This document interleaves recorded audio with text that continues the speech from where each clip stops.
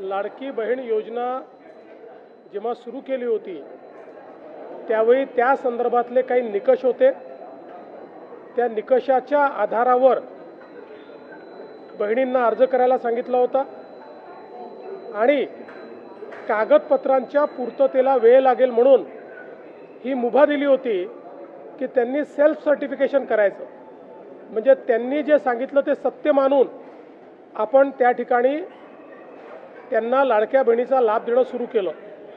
पण अर्थातच आपण ज्यावेळी कुठलाही सरकारी पैसा खर्च करतो त्यावेळी त्याचं CAGचं ऑडिट होतं आणि CAGच्या ऑडिटमध्ये निकषांप्रमाणे अर्ज आहेत की नाही याची माहिती द्यावी लागते आणि म्हणूनच योजना सुरू झाल्यानंतर आपण त्याचं KYC सुरू केलं आणि वेगवेगळे जे डेटाबेस होते त्याच्याशी कंपॅरिझन सुरू केलं, ज्याच्यामध्ये इन्कम टॅक्स विभागाकडनं आपण माहिती घेतली, सरकारचे जे काही कर्मचारी आहेत त्यांचं जिथनं पेमेंट होतं त्या पोर्टलमधनं आपण माहिती घेतली, जो काही आपला परिवहन विभाग आहे याच्यामध्ये मोटरची ओनरशिप कोणाकडे आहे 4 व्हीलरची याच्या डेटाबेसची माहिती घेतली, रेशन कार्ड याच्या डेटाबेसची माहिती घेतली आणि ही सगळी माहिती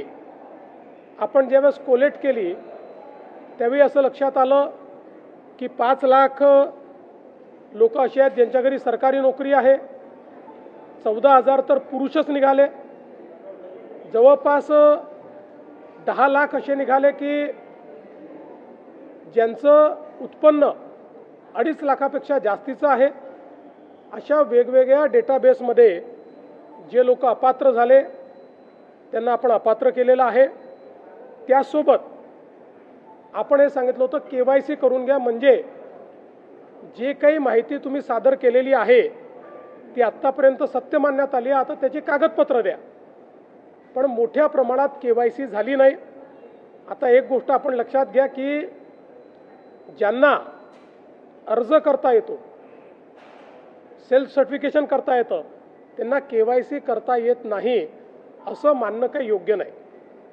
पण जवळपास 9 महिने सातत्याने पाठपुरावा केल्यानंतरही ज्यांनी KYC केली नाही ते अर्थातच कुठला तरी एखादा निकष पार पाडत नाही म्हणून त्यांनी KYC केली नाही। आणि म्हणून हे जे काही आत्ता या ठिकाणी जवळपास जे काही तुम्ही सांगितलं 60 लाख 80 लाख जो काही आकडा तुम्ही दिलेला असेल तर ते लोक या योजनेच्या पात्रतेचे निकष हे पूर्ण करताना दिसत नाही।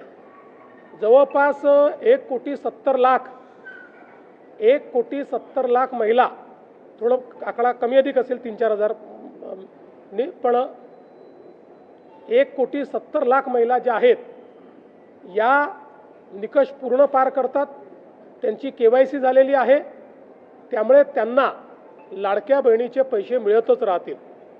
ज्यांनी KYC केली नाही त्यांना आता आम्ही पैसे देणार नाही, पण त्यांनी दिलेले पैसे आम्ही वसुली करणार नाही।